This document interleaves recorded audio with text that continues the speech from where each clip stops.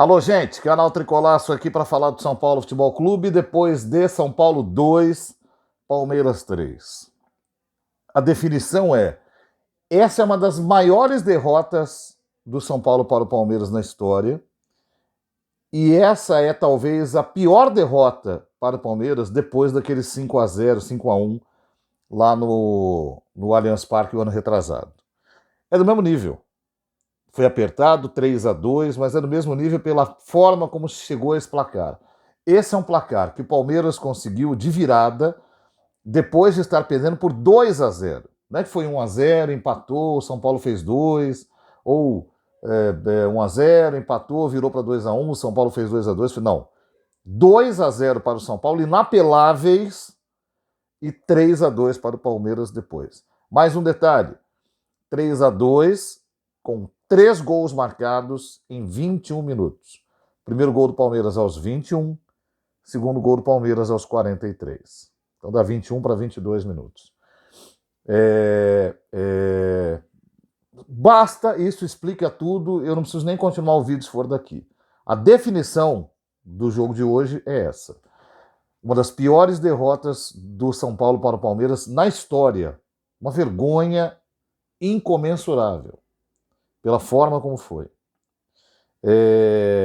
Depois tem uma outra questão, o pênalti.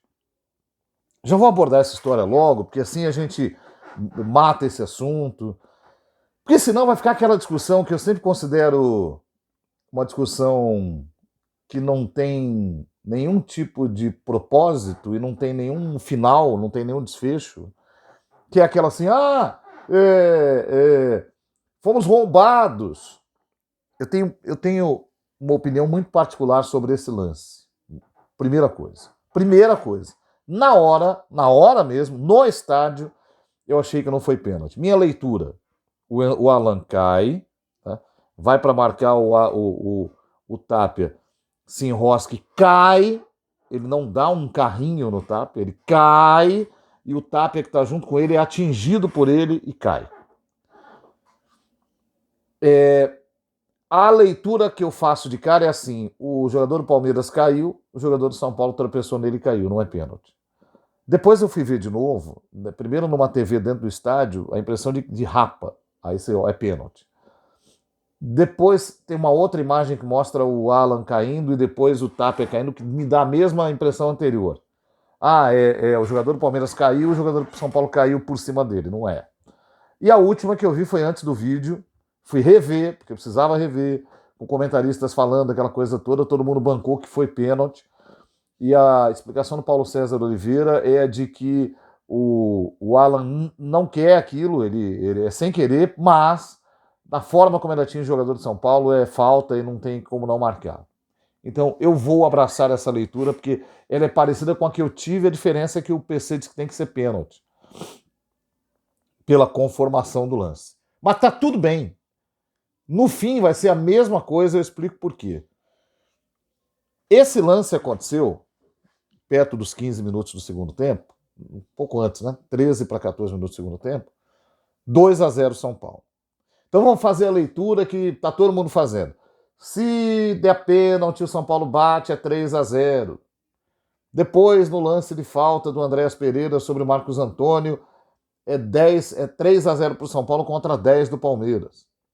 Bom, eu sempre pondero, não é hoje, pode olhar todos os vídeos aí, eu sempre pondero o seguinte: por que todo mundo que reclama de pênalti conta com a certeza de que ele será convertido?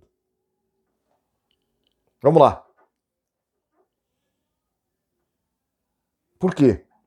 E se não converte? Continua 2-0. Por que eu quero chegar até aí? Porque dali até o gol do Palmeiras foram mais 7, quase 8 minutos. Então, o São Paulo ainda tinha 2-0 no placar. Por que com pênalti era mais certeza de ganhar do que administrando os 2-0? São Paulo toma o gol do 2-1 aos 22 minutos do segundo tempo e toma o gol dos 3-2 aos 43. A única coisa que o pênalti poderia fazer pelo São Paulo ali era o placar eventual de 3-0 dar ao São Paulo mais moral para vencer o jogo. Só. Mas se o Palmeiras aplicasse o mesmo jogo que aplicou, ele empataria o jogo em 3-3. Se a leitura simplória que é para ser feita é essa, então o Palmeiras empataria o jogo em 3-3. É isso. Se eu estou falando besteira aqui, ok, falem o que quiser. Mas não pode se desconsiderar isso. A mesma leitura simplória de quem garante que o pênalti é 3-0 e 3-0 não tem mais conversa, permite que um palmeirense, por exemplo, diga que com o rendimento que o Palmeiras teve depois, o 3-3 também era certeza. O que seria ridículo do mesmo jeito. Esse é o ponto. É o quão ridículo é o resultado de hoje. Agora a gente vai para a análise. O primeiro tempo de São Paulo foi a atuação mais inteligente do São Paulo no ano. Porque a leitura que o São Paulo fez do que tinha que fazer em campo foi perfeita. O São Paulo encarou o Palmeiras sabendo que o Palmeiras é muito superior. Porque ele não é só superior, ele é muito superior. A fase do Palmeiras atual é espetacular, até para o próprio Palmeiras em relação ao que o Palmeiras já tinha jogado no ano. Isso que é o que tem que ficar claro. O Palmeiras hoje joga futebol de quem será campeão brasileiro. Se vai ser mesmo, a gente não sabe, mas hoje, 4 semanas para cá, vamos colocar assim. O futebol que o Palmeiras joga é exuberante. E contra esse time exuberante, o São Paulo conseguiu marcar 2-0 no primeiro tempo, porque foi inteligente e entendeu o seguinte: nós não somos melhores do que eles, então não vamos permitir que eles cheguem. A primeira preocupação foi não permita que chegue e utilize o espaço para atacar nas costas. E foi o que o São Paulo fez à perfeição, com uma grande atuação do Marcos Antônio, do Enzo Dias, do Luciano, do Tapia e do Cedric. Esses 5 jogadores foram muito bem. E todos eles participam das situações que levaram o São Paulo a fazer 2-0. O Enzo foi o melhor deles todos. E o Enzo é o cara que bota a bola para o Luciano fazer o primeiro gol. E o escanteio que cobra e a bola vai parar na área e rebate e volta para o Tapia fazer o gol. Toda essa jogada acontece a partir de decisões que foram tomadas do lado esquerdo do jogo, onde atuava muito bem o Enzo e bem o Marcos Antônio. Segundo tempo da partida, aí começa uma coisa que eu acho que é preciso colocar. O Crespo, infelizmente, tem muito a ver com essa derrota. Mas a preparação do São Paulo também. E a competência do Abel também. O São Paulo substituiu o Marcos Antônio pelo Rodriguinho. E aí começam os problemas do São Paulo. O Rodriguinho foi mal. O Rodriguinho participa de 2 gols do Palmeiras. Perde uma jogada que vira contra-ataque, que acontece lá pelo lado esquerdo quando o Palmeiras faz o primeiro gol com o Vitor Roque. E dá o passe errado que rearma, porque o Palmeiras tinha perdido a posse da bola na construção de um ataque.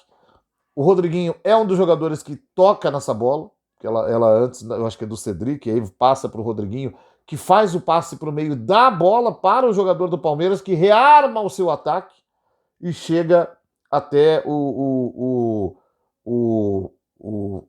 José Manuel Lopes, o Flaco, que bate na bola com uma categoria, bicho, e mete no canto do Rafael e empata 2-2. Depois disso, o São Paulo ainda tem tempo para mexer, mas não consegue. Porque aí o Palmeiras se fecha bem, o São Paulo cansou. E aí o Crespo faz... É interessante, mas o Crespo faz alterações que eu não faria. Assim, eu não vou discutir o Rodriguinho. Eu talvez tivesse colocado o Rodriguinho. O problema foi a atuação dele. Ele foi mal. A outra é pôr o Lucas. Eu não entendi entrar o Lucas ali com 2-2, com o Tapia saindo, quando o Lucas é um jogador que ainda não está inteiro, cara. O Lucas ainda não é um jogador que tem condição de ajudar o São Paulo a matar o jogo. Eu acho que ele erra ali e tinha sido... Eu acho que ele foi infeliz com o Rodriguinho e foi mal com o Lucas Moura. Eu acho que não era Lucas ali. Ou era um outro jogador de ataque agudo, tipo Ferreira, ou era... e outra, não tiraria o Tapia. Tava cansado, eu sei. Ou o Diné no lugar do Tapia, para fazer pelo menos uma função parecida. Para ter aquele cara que trama o jogo junto com o Luciano ali. É o que eu vejo, depois São Paulo, depois desses caras, depois do Rodriguinho, o São Paulo caiu demais de rendimento. Na verdade, não é pelo Rodriguinho, mas repito, é pela saída do Marcos Antônio. E quando o Lucas entra, não acontece nada, cara. Não acontece nada, e não é meter o pau no Lucas, o cara não tem condição ainda. Então o Palmeiras ficou muito mais forte e aí entra o Alan na ala direita, porque onde é que o Palmeiras estava sofrendo? No lado direito, onde o nosso amigo Enzo Dias estava deitando em cima do Giai. O Alan entra ali e nunca mais o Enzo, que cansou, consegue descer do jeito que estava descendo. E ao contrário disso, o Alan pressiona e ele vem para o campo de São Paulo e ele joga tudo que pode jogar ali. E ele é quem dá o cruzamento dentro da área para o terceiro gol do Palmeiras, enfim.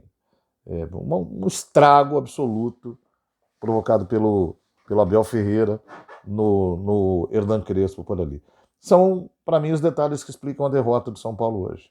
Ah, sim, e a desatenção, que é assim. O São Paulo, nesses últimos 3 anos, sempre se deu bem quando ele entendeu que ele era limitado. Porque aí ele joga no limite da sua própria limitação. E quando consegue jogar bem junto essas duas coisas, ele consegue vencer jogos. Quando ele distende, quando ele relaxa, como ele não é melhor nem que Flamengo, nem que Palmeiras, nenhum desses times, ele é facilmente dominado e facilmente vai perder jogos. Né? O São Paulo do segundo tempo é um São Paulo que não enfrenta o Palmeiras no limite.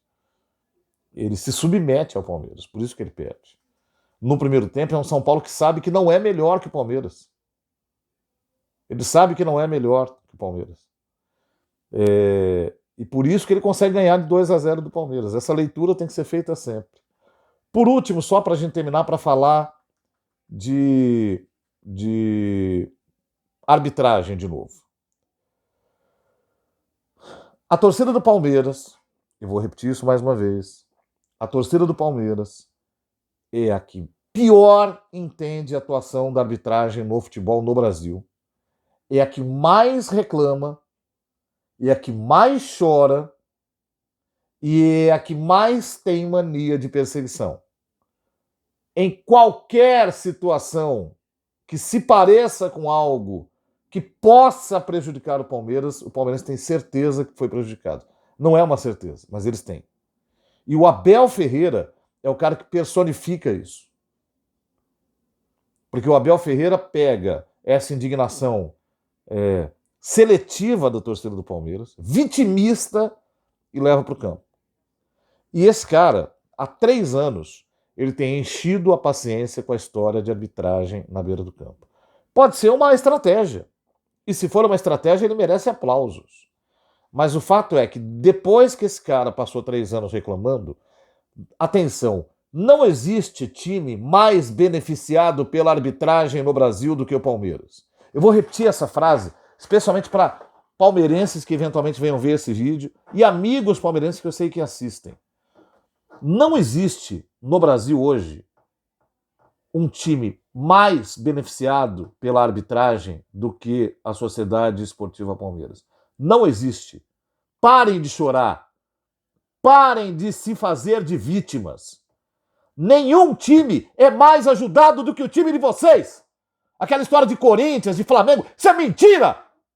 Ninguém é mais ajudado do que o Palmeiras hoje. Eu não acho que o Palmeiras vai ganhar título ou ficar no topo por isso. Não acho. Mas parem de mentir para vocês mesmos. Ninguém é mais ajudado que vocês. Em qualquer estádio, em qualquer jogo, em qualquer campeonato. Mentirosos. Deixem de ser indignos. O time de vocês é grande. Eu tenho amigos queridos do coração que vivem fazendo isso. Um deles é muito querido, eu não vou dizer o nome. Mas para de ser vitimista. O que aconteceu hoje no Morumbi é um absurdo. O São Paulo não perdeu por isso, eu falei aqui. Eu reconheci que talvez nem tivesse sido eu. Depois eu me convenci pelas explicações. Mas é um absurdo que vocês não digam nada. É um absurdo que vocês chorem em todo jogo que lances idiotas que não são prejudiciais ao Palmeiras vocês transformem como prejudiciais. Nenhum time é mais ajudado do que o de vocês. Parem de chorar. Parem de chorar. Parem de chorar. Vamos para o resultado do jogo. Olha aqui, eu vou repetir. Não tem time mais ajudado pela arbitragem no Brasil hoje do que o Palmeiras. Não tem! É uma vergonha!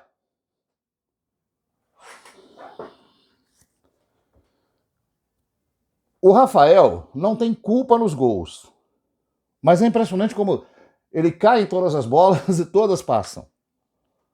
É um grande goleiro, não é um goleiro de primeiríssima linha, está sempre ajudando o São Paulo, mas hoje eu achei que pelo menos um ali pudesse ser pego. Mas enfim, vamos lá. Nota 6,5. O São Paulo teve desatenção na sua defesa nos 3 gols do Palmeiras.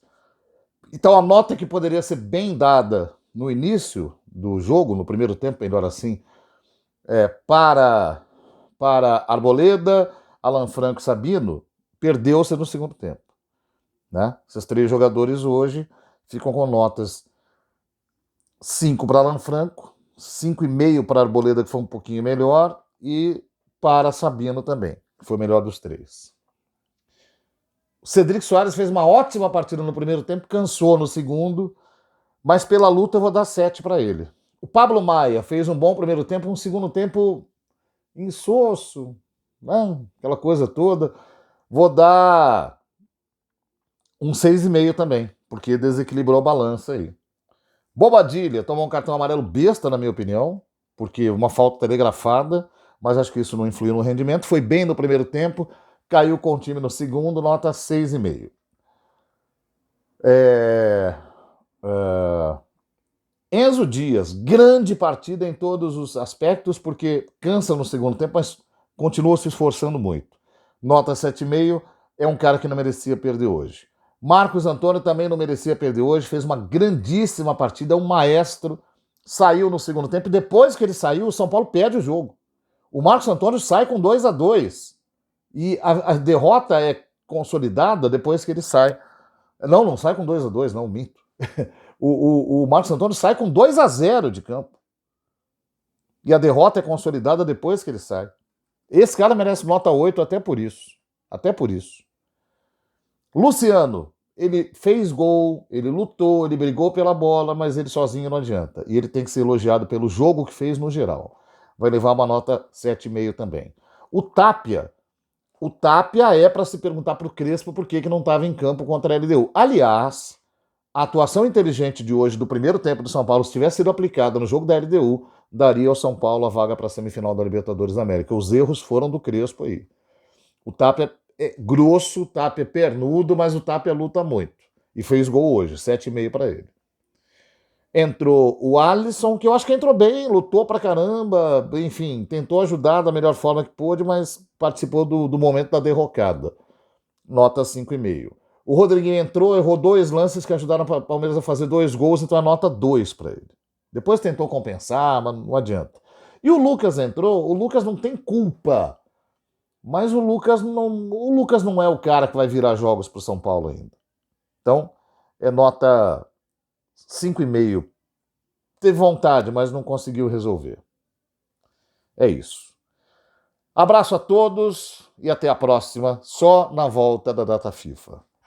Sim, amanhã tem resenha da semana, segunda-feira que vem também. Tô falando de análise de jogo. Até lá, valeu.